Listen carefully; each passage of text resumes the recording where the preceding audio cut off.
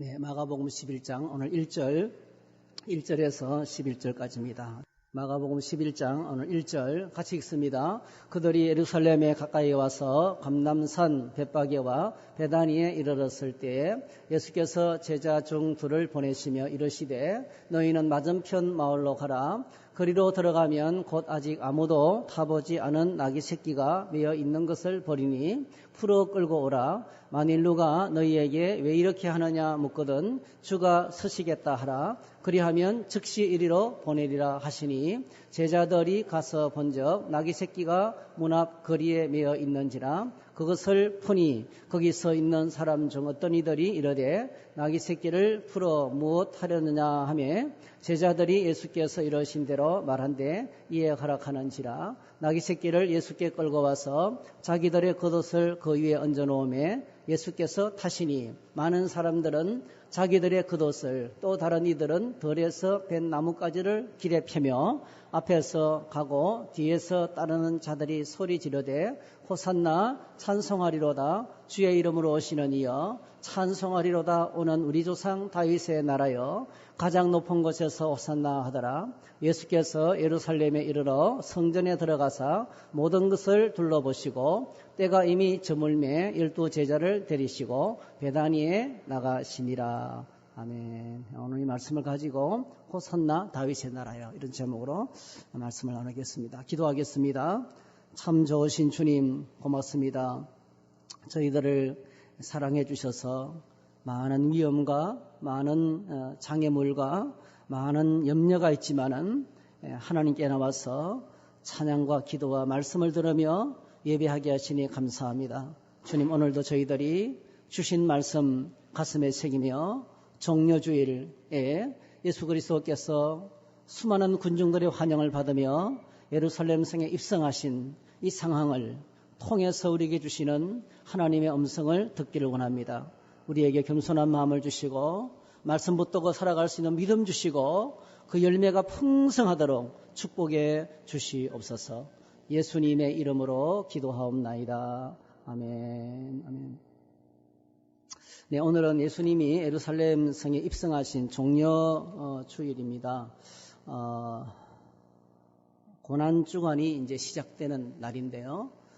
시작되는 이 첫날은 굉장히 감격스럽고 또 우리 군중들의 큰 환영 가운데 예수님이 예루살렘 성에 입성을 하셨습니다. 마가복음 10장을 이제 여러분 펼쳐보시면 그 속에서 지금까지 여정을 이제 더듬어서 예수님이 어떤 과정을 거쳐 오셨는지를 금방 알 수가 있습니다. 10장을 보면 예수님께서 이제 예루살렘을 향해서 올라가기로 굳게 결심하시면서 세 번째로 내가 예루살렘에 올라가서 죽는다 이 사실을 예루살렘의 순환에 대한 이야기를 세 번째로 하시는 말씀이 10장 가운데 있습니다. 10장 가운데. 그래서 10장 한가운데 보면은 마가복음 10장 32절에서 34절에 보니까 예루살렘으로 올라가는 길에 예수께서 그들 앞서서 가시는데 결의에 찬 모습으로 올라가는 거죠. 아무도 말리지 못해요. 결의에 찬 모습으로 아주 심각한 모습으로 올라가는데 그들이 놀라고 따르는 자들은 두려워하더라. 이에 다시 12 제자를 데리시고 자기가 당할 일을 말씀하여 이르시되 보라 우리가 예루살렘에 올라가노니 인자가 대제사장들과 서기관들에게 넘겨지매 그들이 죽이기로 결의하고 이방인들에게 넘겨주겠고 그들은 능욕하고 침뱉으며 채찍질하고 죽일 것이나 그는 3일 만에 살아나리라 하시니라. 이렇게 반드시 되어져야 될 일. 십자가에 죽임당하고 살아날 것을 말씀하셨습니다. 그래서 이제 예수님은 이렇게 굉장히 심각한 십자가의 고난을 바로 앞에 놓고 예루살렘을 향해서 올라가고 있는 그런 상황이었습니다. 그런데 이 말이 끝나기가 무섭게 예루살렘으로 올라가면서 제자들은 어떤 일을 했습니까? 이제 드디어 예수님이 예루살렘에 올라가시면 왕 되는 줄 알았어요. 오늘 무리들의 찬양 속에서 거기 나오지만은 그들 속에 있는 환상과 메시아에 대한 생각은 정치적이었습니다. 그래서 자리 다툼합니다. 제자들이 계속 다투는 과정을 합니다. 그리고 이제 여리고를 들어가고 빠져나오는 그런 상황을 이제 저희들이 보게 됩니다. 그래서 이제 6월절이 이제 점점 다가오고 있는데 여러분 우리가 이제 이게 32절의 첫 번째 문장이요. 예루살렘으로 올라가는 길이 계세요. 올라가는 길. 여러분 청주에서 서울 갈 때는 서울 내려갔다 올게 그러지 않잖아요. 그죠? 서울 올라간다고. 실제로 또 올라가는 거고요. 제가 여기서 밀양 갈 때는 우리 집에서 밀양 갔다 오겠습니다. 이렇게 얘기해요. 그죠? 밀양 내려갔다 오겠습니다. 밀양은 또 내려간다. 아마 큰 도시에서 작은 도시로 갈 때는 내려간다는 표현을 쓰는 것 같고요. 작은 도시에서 큰 도시로 올라갈 때는 올라간다는 말을 쓰는 것 같습니다. 근데 예루살렘은 실제로 높은 곳에 있었어요. 굉장히 해발 900m. 해발 900m 높은 곳입니다. 여러분 900m 산 올라가면 힘들죠. 근데 상당히 높은 곳에 있는 것이 예루살렘이었습니다. 6월절이 다가오고 있었습니다. 그래서 온 세상에 흩어지는 디아스포라 유대인들이 하나님을 섬기는 경외하는 모든 유대인들이 이스라엘에만 살지 않았거든. 온 세계에 흩어져 나라가 없기 때문에요. 여러분 나라가 없으면 비참해집니다. 그래서 전 세계에 흩어져서 그냥 자기 목숨을 자기가 지켜야 돼요. 국가에서 지켜주는 게 아니고 문제가 생겼을 때 해결해 주는 게 아니고 얼마나 비참한지 모릅니다. 그래서 우리가 특별히 여러분 나라를 위해서 기도를 좀 많이 해야 돼요. 나라가 평안해야 우리가 평안합니다. 그래서 국가 없는 민족이 되어서 온 세계에 흩어지는 디아스포라들이 6월절만 되면 이 최대 명절입니다. 온 지역에 흩어지던 유대인들이 한 곳으로 모여는 거예요. 그 모여서 지나가는 길목이 지금 그 길목에 그 행진길에 예수님도 같이 합세해서 올라가고 있는 그런 상황이었습니다. 마가복음 10장 1절을 보면 예수님께서 이제 공생의 사역 중에서 거의 마지막으로 갈릴리 사역을 마감합니다. 유대 지역과 이제 요단강 지역에서 마지막 공생의 사역, 마지막으로 말씀을 전하고 마지막으로 이제 병을 고치고 이런 이제 치유 사역을 하시고 이동을 하시는데 그리고 이제 여리고로 들어가요. 누가복음에 보게 되면 여리고에서 누굴 만납니까? 여러분 유명하시는 여리고에 들어가면서 누가 목이 빠지도록 예수님을 기다리는 사람이 있었어요. 그게 인생의 목마름을 갖고 돈도 있고 권력도 있는데 그 목타는 만족이 없어요. 여러분 우리가 생각할 때 돈이 없을 때는 돈만 있으면 만족할 것 같지요. 몸이 안 좋을 때는 이 몸만 회복되면 다 될 것 같죠. 지금 우리가 코로나 상황이 있으니까요. 이것만 지나가면 다 될 것 같죠. 아니에요. 인생의 목마름은 끝이 없습니다. 인생에 하나님으로부터 채워지지 않으면 여러분 이것도 해보고 저것도 해봤지만은요. 솔로몬이 세상 전부를 다 누리고 난 다음 마지막 내린 것이 뭐예요? 모든 것이 헛되고 헛되며 헛되고 헛되니 모든 것이 헛되다. 인간의 만족이 없어요. 눈은 보아도 족함이 없고 귀는 들어도 족함이 없고 무엇으로 세상의 것은 만족이 안 됩니다. 영혼의 만족은요. 이게 하나님만이 채울 수 있어요. 유명한 세리장, 그 세무서장 삭개오가 부당하게 살아가고 있었는데 예수님을 목이 빠지도록 기다리다가 드디어 이 삭개오가 예수님을 만납니다. 그리고 이 삭개오의 집에 하룻밤 주님 머무십니다. 그러면서 이 집이 구원을 받았다고 선포해요. 그리고 이제 여러분 여리고성을 빠져나가면서 한 가지 행적을 기록하고 있어요. 예수님이 행하신 것을 다 기록하려면 책이 모자란다 했어요. 그러니까 이 마가가 마가복음을 기록하면서 꼭 필요한 대목을 인용하는 거예요. 여러분 예루살렘에 올라가기 직전에 여리고에서 마지막으로 예수님이 행했던 행적을요. 마가복음 10장 맨 마지막 기록하고 있는데 그것이 유명한 소경 바디메오 이야기예요. 소경 바디메오 이야기. 예수님이 지나간다는 소식을 들었어요. 소경 바디메오가 이 맹인 바디메오가 어떻게 했습니까? 목소리를 높여서 다윗의 자손 예수여 나를 불쌍히 여기소서 부른 거예요. 예수님을 불렀어요. 그러니까 제가 생각할 때는 얼마나 소리를 크게 질렀던지 주변에 있는 사람이 깜짝 놀랐어요. 애 떨어지겠다 이렇게 했어요. 그래서 막 shut mouth, 조용히 하라고. 시끄럽다고 조용히 하라고.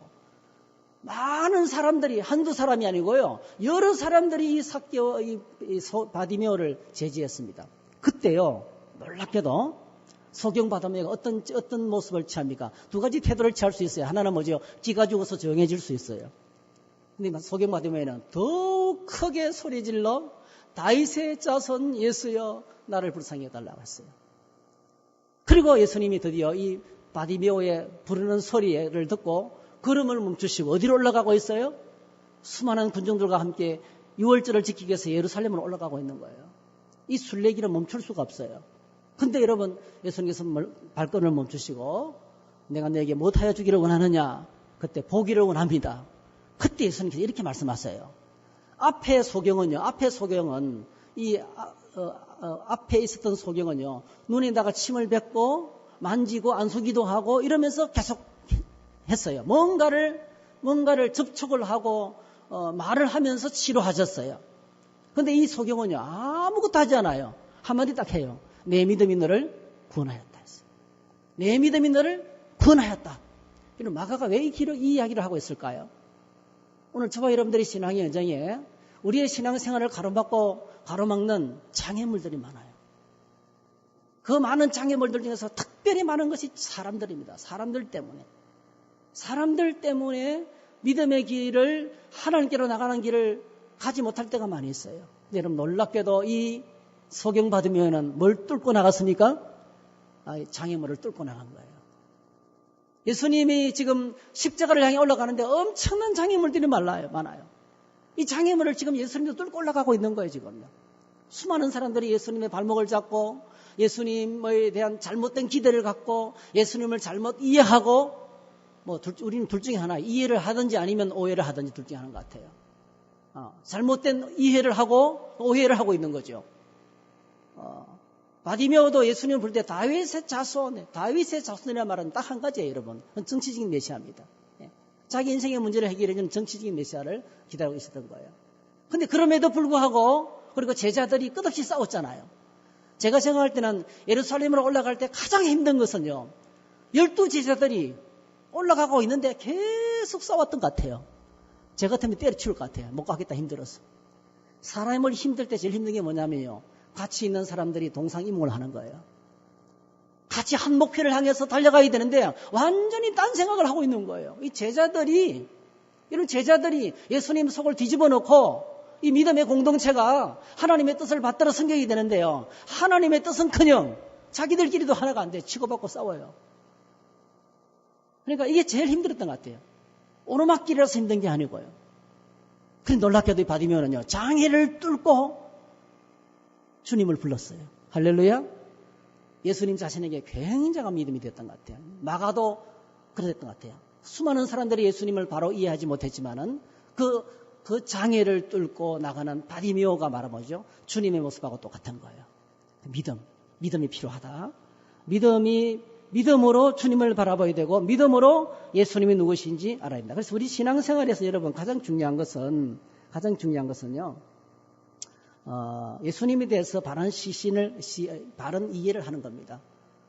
믿음이 자꾸 수정되는 것은 예수님이 어떤 분이신지 자꾸, 여러분 사람들은 거기에요.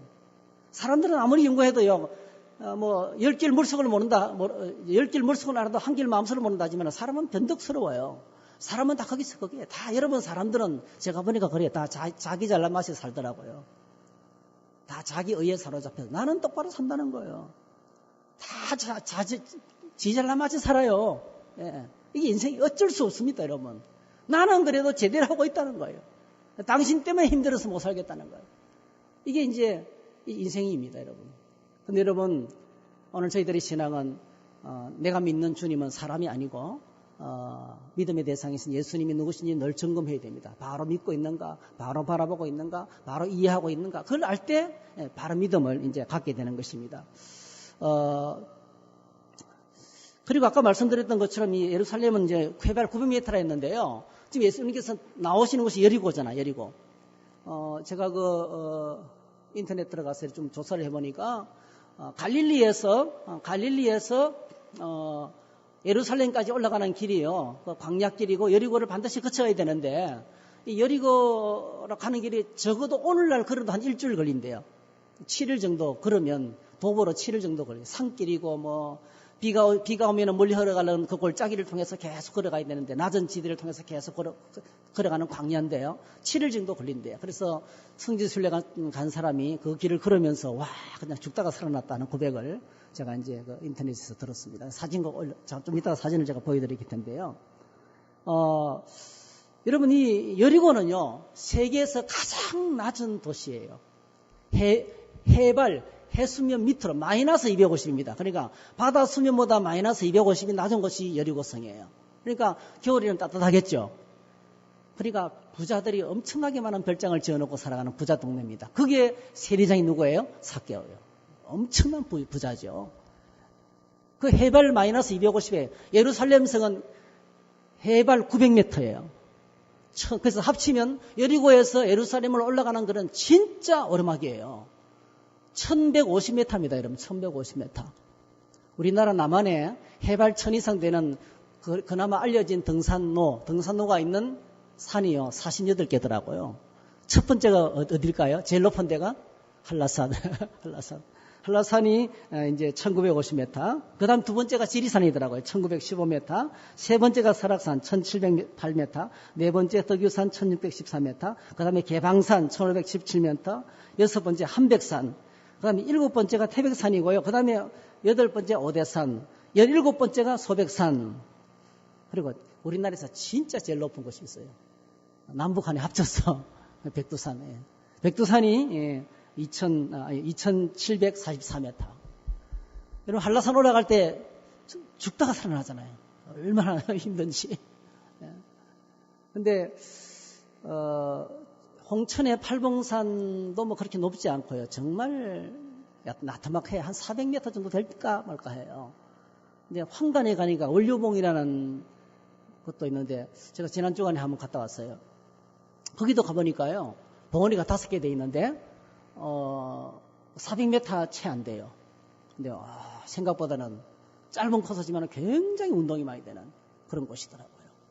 여러분 예루살렘으로 올라가는 길을 제가 400m만 올라도 온몸에 땀이 젖고요. 쩔쩔매잖아요. 물론 막 급박한 경사를 올라가서 그렇지만은 근데 여리고에서 예루살렘 올라가는 게 만만치 않는 거예요. 그 길을 지나쳐서 유월절을 지키러 올라가는 겁니다. 재물을 들고 갈 수 있겠어요? 거의 불가능해요. 재물을 갖고 그 길을 가라는 것이 거의 불가능할 정도입니다. 전문꾼들이 아니고는 거의 불가능한 거예요. 그 오르막길, 그 엄청난 오르막길을 이제 올라갑니다. 여러분, 1년에 한 번 예루살렘에서 유월절을 지키기 위해서 순례의 여정은 결코 만만치 않는 여정이었습니다. 제가 이런 생각을 했어요. 이게 신앙생활이구나. 신앙생활은 장애물들이 많다. 그러나 바디메오처럼 이기고 극복하고 이기고 올라가야 된다. 그게 인내가 필요하고 무엇보다도 내 자신을 다스리는 겸손이 필요하고요. 우리가 늘 겸손한 자세로 주님께 나가는 것이 참 어렵습니다. 어느덧 나도 모르는 사이에 내가 높은 곳에 올라가 있어 판단하고 있어요. 판단하고 정죄하고 그렇게 평가하고 있습니다. 이거는 이제 어느덧 내가 모르게 높은 곳에 올라가 있는 거거든요. 그래서 오늘 이 바디메오에게 예수님께서 내 믿음이 너를 구원했다. 내 믿음이 너를 구원했다. 가장 중요한 것은 믿음, 바른 믿음을 가질 때 신앙생활은 계속 올라가는 생활을 할 수 있다는 그런 이제 서론이 이 10장 마지막에 기록이 되어 있습니다. 그래서 유월절이 다가오면 여리고 예루살렘은 완전 대목을 맞습니다. 보통 많은 사람들이 전 세계에 있는 모든 유대인들이 다 모여오는 거예요. 반드시 지켜야 되는 절기니까요. 순례객들은 반드시 두 가지를 준비해야 돼요. 하나는요, 1년에 한 번씩 바치는 성전세. 1년에 한 번씩 반드시 성전세를 바쳐야 됩니다. 그리고 두 번째로는 희생제사를 드려야 됩니다. 1년 된 흠없는 어린 양을 준비해서 올라가야 됩니다. 그 당시에 이제 성전세를 낼 때 로마 화폐로는 성전세를 낼 수가 없었어요. 왜냐하면 이 로마 화폐는 여러분이 아시는 것처럼 로마 황제의 흉상이 거기에 그려져 있어요. 헤롯 대왕이 그렇게 악한 왕이지만은요, 악하고 정치적인 왕이지만은 절대로 이스라엘 화폐는 자기 얼굴을 안 새겨 넣었어요. 그러면 난리 나는 거예요. 이스라엘 사람들은 그걸 못 견뎌요. 우상이기 때문에. 그래서 로마 화폐는 절대로 성전세를 바칠 수가 없어요. 반드시 갖고 와서 이스라엘 화폐로 세켈이라는이나 이런 문화나 이런 이스라엘 화폐로 그걸 환전을 해야 돼요. 환전. 그러니까 자연스럽게 성전 마당에는 환전상들이 시끄럽겠죠. 그리고 여러분 1115m를 여리고에서 올라가는 그 길만 해도요. 이게 보통 힘든 길이 아닌데 흠없는 만약에 들고 가다가 재물을 가져가다가 끌고 못 갑니다. 재물을 가거나 짊어지고 가거나 머리에 이고 가야 되는데요. 여러분 그 짐승을 이고 1000m 올라갈 수 있겠어요? 불가능하죠. 그래서 반드시 성전 마당에서 와서 구입을 하는 거예요. 예루살렘 가까이에 있는 사람들은 베단이라든지 벳박이라든지 이런 주변에 있는 마을들에서는 이제 재물을 가져가자고 했지만 순례객들은 절대로 불가능한 거예요. 그래서 이제 성전 마당에 자연스럽게 환전치기 하고 그리고 재물 파는 장사꾼들로 들썩이게 되고 그 뒤에 검은 세력이 있습니다. 그 뒤에 이 장사꾼들 뒤에 성전의 권력 잡았던 대제사장들과 서기관들과 바리새인들이 그 뒤에서 뭐죠? 이 엄청난 환전 차액과 그 다음에 별로 좋지 않은 재물을 재물가로 명절 되면 우리가 물가가 오르는 것처럼 제수용 물가가 오르는 것처럼 그렇게 엄청나게 고가로 재물을 파는, 그래서 그들이 예배하게 했던 그것이 예루살렘 성전의 모습이었습니다. 그래서 예루살렘을 올라간 길에 반드시 이제 믿음이 이제 필요한데요. 이렇게 엉망진창의 예루살렘 도성에 있던 이 종교 지도자들도 하나님을 예배하는데 큰 장애물이 되었지만은요, 특별히 예루살렘으로 올라가기 위해서는 믿음이 필요했던 거예요. 그래서 여러분 아시는 것처럼 제자들이 계속 다투고 있었을 때 예수님이 자기 스스로 다짐하는 말씀을 하셨어요. 중간에 올라가는 거고요.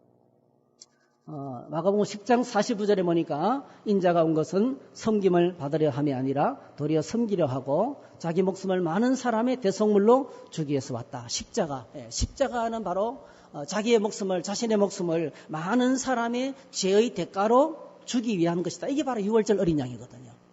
유월절 예수님이 세상에 처음에 딱 왔을 때 세례요한은 예수님을 어떻게 소개했습니까? 보라, 세상 죄를 지고 가는 하나님의 어린 양이다. 그게 바로 유월절 어린 양이거든요. 유월절날 여러분 아시잖아요. 첫 번 유월절날 이스라엘 백성들이 430년 동안 애굽에서 노예살이했습니다. 그런데 하나님께서 모세와 아론을 보내셔서 기적을 행하고 이 애굽을 징계하면 하는 그 마지막 날 1년 된 양을 잡아서 떠날 준비를 하고 양을 잡아서 그 피를 문지방과 문이방에 바르고, 그리고 온 식구들이 서서 그 양고기를 먹었던 거예요. 그 유월절 식사. 그날 밤에 이스라엘 백성들이 해방됐습니다. 그러니까 예수님이 온 세상 모든 사람의 죄 문제를, 하나님의 무서운 채찍과 징계와 심판을 받을 수밖에 없는 이 죄 문제를 철회하기 위해서 유월절 어린 양으로 오셔서 유월절을 지키기 위해서 지금 예루살렘으로 올라갑니다. 올라가서 잡혀 죽으시는 거예요. 자신이 친히 제물이 되셔서 죽으시기 위해서 주님이 올라가시면서 하는 고백이요. 내가 올라가서 너희들의 모든 죄값을 지불하기 위해서 나는 올라간다. 자기 목숨을 많은 사람의 대속물로 죄의 대가를 지불하는 하나님의 공의를 이루기 위해서 내가 올라간다 하면서 지금 예루살렘에 올라가고 들어가는데요. 사람들은 그걸 어떻게 맞이합니까? 왕으로 맞이하는 거예요. 왕으로. 십자가에 죽으시는 그분을 왕으로 맞이하는 거예요.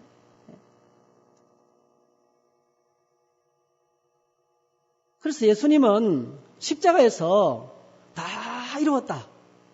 다 이루었다라고 외치시면서 승리하시는데요. 오늘 저와 여러분들이 이렇게 요청하고 있는 겁니다. 우리가 우리의 신앙 여정에서 아무리 어려운 일이 있다 할지라도 주님의 그 영광스러운 승리에 동참할 수 있도록 주님이 초청하는 거예요. 믿음으로. 드디어 예루살렘 가까이 왔어요. 그 동네가 벳바게와 베다니였어요. 벳바게라는 말은 무화과 나무의 말이라는 뜻입니다. 베단이라는 말은요, 이런 벳이라는 단어가 들어간 베데스도 하면 자비의 집, 그 다음 벳엘 하면 하나님의 집, 베들레헴, 떡집이에요. 떡집, 다 집이란 뜻입니다. 벳바게도 벳이라는 것은 집이란 뜻이에요. 베다니, 그 벳 밑에, 배, 앞에는 배지만 뒤에는 디귿이 따라오잖아요. 이게 받침이거든요. 베다니 마을은 참 놀랍게도 그 이름이 가난한 자의 집 이런 뜻입니다. 정말 가난한 사람들이 사는 곳이었어요. 그리고 슬픔의 집, 그 다음에 노래의 집 이런 뜻이 있습니다. 그러니까 아이러니컬하죠. 가난한 자의 집, 그 다음에 슬픔의 집, 그 다음에 노래하는 집. 이런 의미가 이 속에 포함되어 있는 것이 베다니입니다. 이 베다니에는 예수님의 걸프렌드가 살고 있었어요. 여러분 누굽니까? 나사로와 마리아 마르다.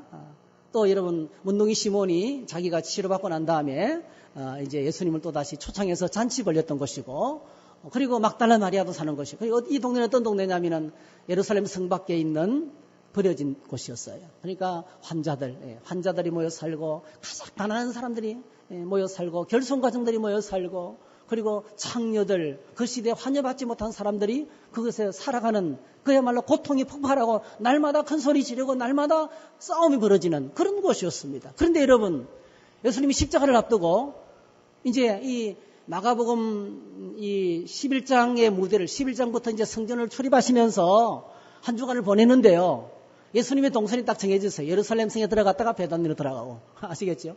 여기서 왔다 갔다 하는 거예요. 왔다 갔다 하시다가 붙잡히는 거예요. 지금요. 감림산도 벳바게하고 가까이 있어요. 그러니까 동선을 여기서 벗어나지 않아요.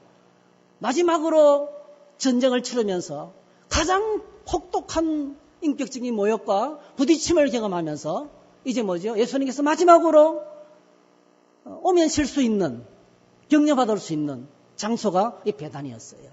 한 여인이 향유를 3천만 원이나 되는 향유를 예수님 머리에 부은 것도 이 베다니예요. 그러니까 이 베다니라는 건 참 아이러니컬하죠. 그렇게 고통스럽게 살아가는 사람들인데, 그렇게 힘없는 사람들인데 예수님의 친구였습니다. 그래서 오늘 저와 여러분들이 가진 것 없어도, 인생이 여러 가지 많은 고난으로 점철되어 있어도 진실된 주님의 친구로 주님과 함께 사역하는 멋있는 인생을 살아가게 될 줄 믿습니다. 그거는 우리가 가진 것하고는 아무 상관이 없습니다. 오히려 가진 자들은 자기가 가졌다는 것 때문에 그게 의가 되어서 큰소리 빵빵 치면서 자기 공로 내세우면서 주님 받들어 섬길 수 없습니다. 그런데 이런 고통당하는 사람들이 주님과 함께 하셔서 얼마나 큰 위로가 됐는지 몰라요. 예. 자, 그런데 입성을 준비하시면서 여러분, 주님이 하신 일이 딱 하나 있어요. 그게 입성하실 때 타고 가실 나귀를 준비하는 겁니다. 나귀 새끼를 준비하는 것이었습니다. 나귀 새끼. 오늘 성경을 보면 참 재밌어요. 나귀를 준비하는데 어떻게 준비하냐면은 제자 두 사람을 맞은편 마을로 가라 했어요. 그 마을을 이야기하고 있지 않습니다. 건너편 마을로 가서 거리로 가면 아무도 안 타, 아직도 길이 안 들여진, 여러분 나귀는 사람들이 타고 다니는 짐승이기도 하고 농사 지을 때 쓰는 짐승이기도 하고 뭐 짐을 운반할 때 쓰는 아주 중요한 이스라엘의 그 가축이거든요. 그런데 한 번도 아직 길이 안 들여진 어린 나귀 새끼 이를 그냥 끌고 오라는 거예요. 묶여 있는 것을 끌고 오라는 거예요. 누가 물으면, 만일 물으면 주가 쓰시겠다 하라. 이게 오늘날에는 불가능해요. 오늘날 이렇게 묶여있는데 누가 끌고 오다가 뭐죠? 붙잡히면 어떻게 해요? 형사처벌 받습니다. 이거 완전 도둑놈이에요. 근데 여러분 놀라운 말을 하세요. 이게 보시면 3절에 보니까 누가 너에게 왜 이렇게 하거냐 묻거든 주가 쓰시겠다 하라. 한번 따라하실까요? 주가 쓰시겠다. 참 이게 놀라운 말이에요. 영어 성경 버전은 좀 친절하게 해놨습니다. The Lord needs. 주님이 필요하시되 and will send it back here shortly. 이 말은 뭐냐? 금방 쓰고 갖다 줄게 이 뜻입니다. 그 말이 붙어 있어요. 외국어 번역에는. 이게 이해가 안 되니까. 예수님이 쓰시겠다. 주님이 쓰시겠다. 근데 금방 쓰고 갖다 줄게. 그러니까 한번 타고 다시 돌려준다는 거예요. 이게 덧붙여져 있어요. 덧붙여져요. 밑에도 마찬가지예요. 메시지 성경에도 the master needs. 예, 주님께서 그게 필요하시대. 그리고 뭐죠? We'll return him right away. 그러니까 금방 갖다 줄게 이 뜻입니다. 오늘 여기도 중요한 단어가 있어요. 예수님이 한 번도 자기를 주라고 한 적이 없어요. 자신을 마스터라고 한 적이 없습니다. 항상 예수님은 자신을 부르면서 사람의 아들 했어요. 인자라고 했어요. 인자가. 사람의 아들로 불렀어요. 자기를 부를 때. 그런데 오늘 뭡니까? 자신을 가리켜서 드디어 뭐죠? 주라는 말을 씁니다. 주인 있는 낙인데 마음대로 끌고 오는 거예요. 주인 있는 낙인데 마음대로 끌고 오는 거예요. 이게 뭐예요, 여러분? 이 순간만은 예루살렘 세계 왕으로 입성하시는데 예수님께서 자신이 온 우주 만물의 주인인 것을 선포하는 거예요. 이걸 신학적인 용어로 주권적인 자유라고 그래요. 주권적인 자유. 주님이 주권적인 자유를 행사하고 계십니다. 마치 이거는 뭐하고 똑같으냐면은 성남 파도를 향해서 잔잔하라 말하는 것과 똑같은 거예요. 성남 바다를 향해서 여러분 미치지 않고는요. 성남 바다를 향해서 잔잔하라 말할 사람이 누가 있겠어요? 말을 또 그렇게 말한다고 듣겠어요? 근데 주인이 있는 낙이지만은 이 낙이가 누구 거예요? 천지 만물을 창조하신 하나님이시기 때문에 그냥 끌고 와. 내가 필요하니까 끌고 와 이렇게 말하고 계시는 거예요. 여러분 오늘 저와 여러분들이 꼭 기억하셔야 될 것이 우리가 믿는 예수 그리스도가 왕이시고 예수님을 왕으로 모시고 믿음으로 산다고 할 때 반드시 기억해야 될 게 있어요. 그 바로 주님의 주권적인 자유를 인정해야 됩니다. 주님의 주권적인 자유를 인정하셔야 돼요.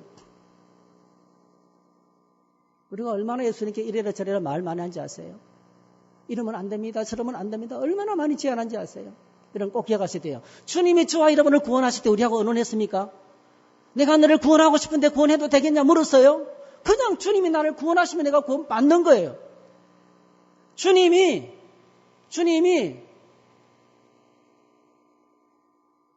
누구를 축복하실 때요. 누구를 축복하실 때 내가 저 사람에게 축복해도 되겠느냐? 묻습니까, 여러분? 저런 인간이 무슨 복을 받아요? 왜 이렇게 잘 때 우리는 시샘할 수도 없어요. 왜? 하나님이 축복하시면 망할 길이 없는 거예요. 그게 주님의 주권적인 자유예요. 주님이 마음 먹으시면 그대로 하시는 거예요.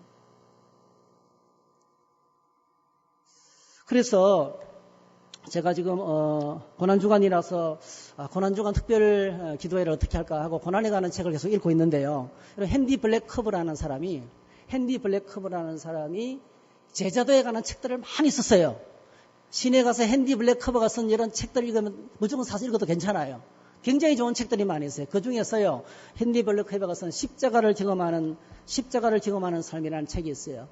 거기 이런 말이 나옵니다. 이런 말. 제가 한번 읽어드릴게요. 짧은 부분이기 때문에.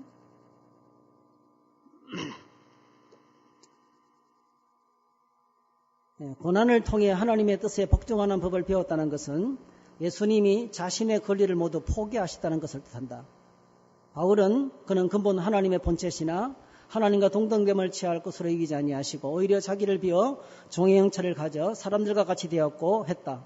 예수님은 하나님과 인간을 섬기기 위해 자기를 낮추시고 십자가에 죽기까지 복종하셨다. 예수님은 하나님께 자신을 드림으로써 그분의 뜻을 행하셨다. 기독교인의 삶을 방해하는 가장 큰 걸림돌 가운데 하나는 정당한 대우를 받아야 한다는 생각과 권리에 대한 집착이다. 하지만 기독교인으로 살아간다는 것은 자신의 권리를 모두 포기하고 하나님의 절대적인 권리를 인정하는 것을 의미한다. 권리 포기라는 책이 있어요. 그러니까 오늘 예수님께서 이 사실을 이야기하고 있는 거예요. 야, 그거 내가 필요해 하면 주님이 가질 수 있는 자격이 있고 권리가 있다는 거예요. 나귀 새끼 주인이 있지만은 그 왜 풀어간대요? 이렇게 물으면 The master need, the Lord needs. 주님이 그걸 필요하시대. 그리고 잠깐 쓰고 돌려주겠대. 여러분, 사실은 잠깐 쓰고 돌려주는 정도가 아니고요. 예수님께서 우리에게 영광스러운 것으로 풍성하게 넘치도록 갚아주십니다. 믿음으로 주님을 위해서 시간을 드리고 믿음으로 내 삶을 드리고 내 무엇을 드렸을 때 하나님 반드시 100배나 갚아주신다고 말씀하셨어요. 비록 고난이 있고 환난이 있지만은 하나님은 풍성하게 갚아주실 것을 말씀하셨습니다. 그래서 이게 마가복음의 주제입니다, 여러분. 마가복음이 시작되면서 제가 말씀드렸잖아요. 하나님의 아들 예수 그리스도의 복음의 시작이라. 그 당시에 신의 아들은 로마 황제 가이사였어요. 로마 황제 가이사가 천하를 손에 쥐고 흔들고 있었습니다. 그런데 여러분, 마가복음에서 마가가 기록하면서 복음을 시작하자마자 뭐죠? 천하 만물의 주인은 하나님의 아들이신 예수 그리스도가 바로 주인이시다. 그분이 바로 절대적인 권세와 능력을 갖고 계시다. 이것이 이 사실에 대해서 눈을 뜨고 그분이 누구신지 바로 알고 그분이 행하신 것을 바로 믿을 때 참된 믿음을 가질 수 있고 새로운 삶을 살게 된다. 새로운 삶의 시작이 바로 거기서부터 시작된다는 것을 이야기하고 있거든요. 이 마가가 기다렸다는 듯이 오늘 이 예루살렘성 입성을 하면서 이 사건을, 이 부분을 굉장히 중요하게 지금 다루고 있는 것을 보게 됩니다. 자신을 주라고 이제 선언하게 되는 것입니다. 그래서 여러분, 진정한 신앙은 예수 그리스도의 주권을 인정하는 것입니다. 이게 바로 진짜 주님을 모시고 살아가는 믿음의 삶이라는 것입니다. 여러분, 선지자들이 들려주는 수많은 메시지의 핵심 내용이 바로 이겁니다.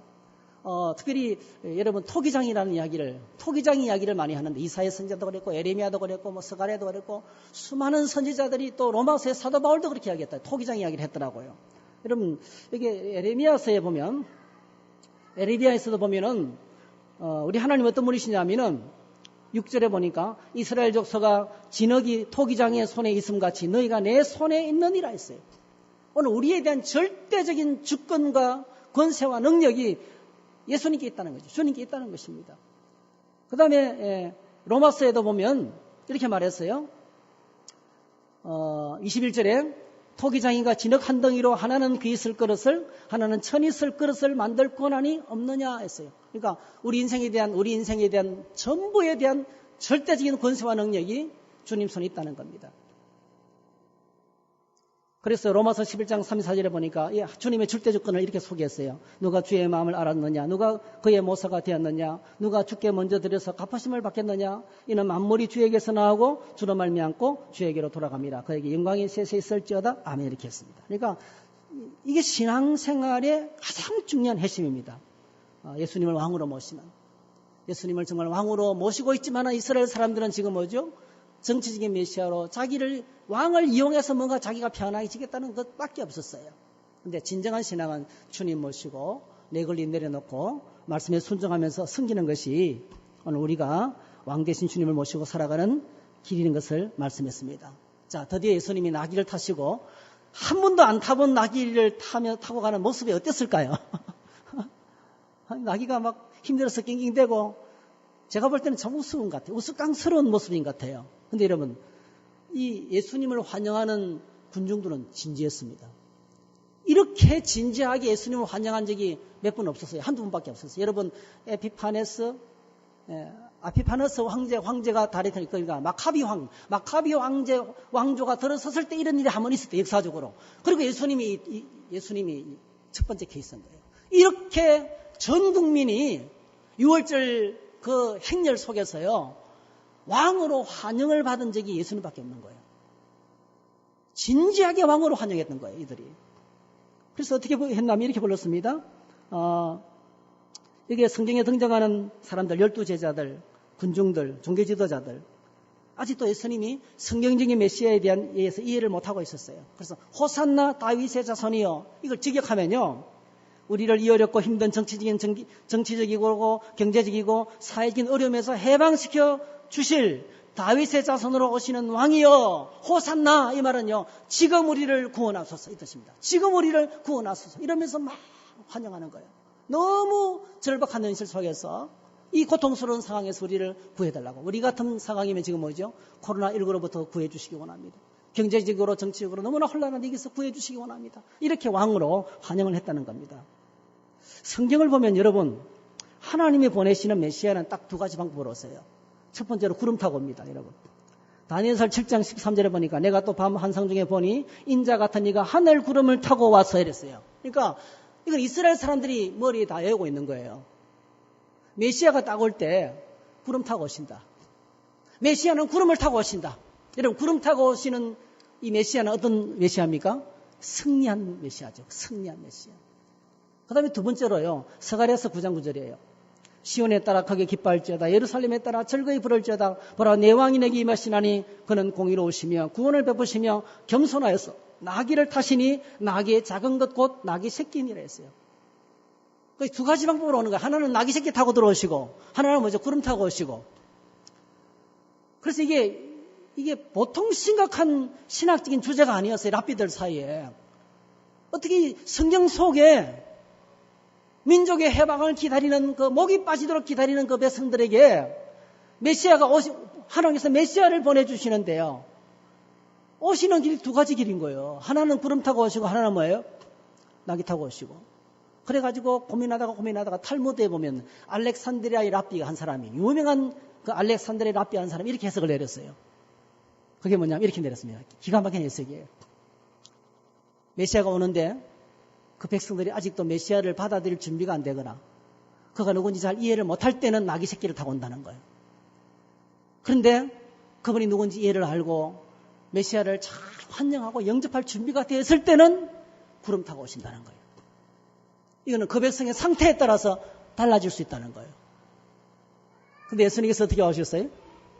나귀 새끼 타고 오신 거예요. 예수님의 제자들마저도 예수님을 이해하지 못했습니다, 여러분.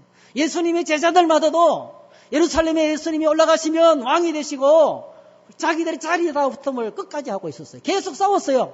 만찬의 자리 갈 때까지.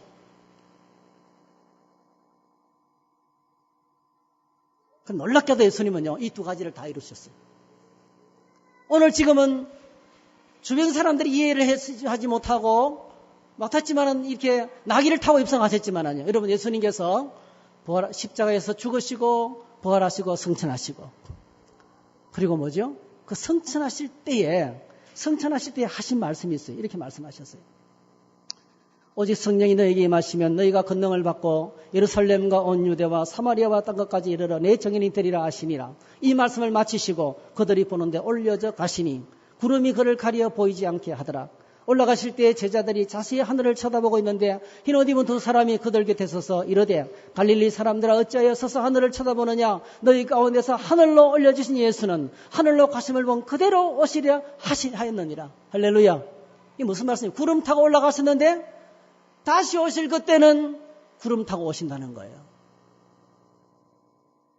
그래서 요한계시록 1장 7절에 볼지어다 그가 구름을 타고 오시리라. 각 사람이 눈이 그를 보겠고 그를 찌른 자들도 볼 것이요 땅에 있는 모든 족속이 그로 말미암아 애곡하리니 그러하리라. 아멘 했어요. 그러니까 여러분 구약 성경에서 다니엘에서 예언했던 것이 바로 뭡니까?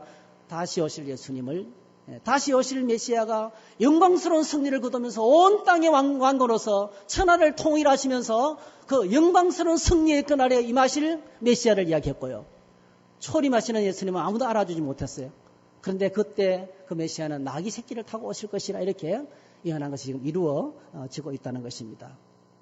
여러분, 오늘 저와 여러분들이 종료주일을 맞이했는데요. 나귀 새끼를 타고 입성하신 예수님을 바라보면서 우리는 다시 우리 자신을 돌아봐야 돼요. 오늘 중요한 메시지를 전했습니다. 여러분, 첫 번째로는 주가 서시겠다라는 거예요. 예수님이 사람들이 알아주지 않지만은 진짜 주님을 이 땅에 우리가 왕으로 모시고 살아갈 수가 있어요. 여러분, 예수님을 왕으로 모시고 살면 그분이 주시는 모든 은혜를 누리게 될 줄 믿습니다. 왕의 보호와 왕의 축복과 왕의 사랑과 하늘 왕의 그 영광을 누리게 될 줄 믿습니다. 중요한 것은 그분을 뭐죠? 깊이 알아야 되는 거죠. 그분을 바로 알아야 돼요. 예수님이 누구신지 바로 알 때 왕으로 모실 수 있습니다. 그리고 내가 지금 예수님을 진짜 왕으로 모시고 있는가? 나는 내 권리만 주장하지 않는가? 내 자격 가지고 나가지 않는가? 주님께서 서시겠다고 말씀하실 때 순종하며 섬기고 있는가? 정말 내가 예수님을 주로 모시고 살아가고 있는가를 먼저 점검을 했으면 되겠습니다. 두 번째로는 겸손하게 하나님의 뜻을 받아들이고 이 예루살렘으로 올라가시는 그 무섭고 살벌한 도살장으로 들어가시는 주님을 바라보면서 그게 바로 믿는 것입니다, 여러분. 예루살렘으로 올라가는 것이 많은 장애가 있고 어려움이 있고 두려움이 있지만은 걱정하지 마세요. 하나님 말씀이 바로 이루어지게 될 줄 믿습니다.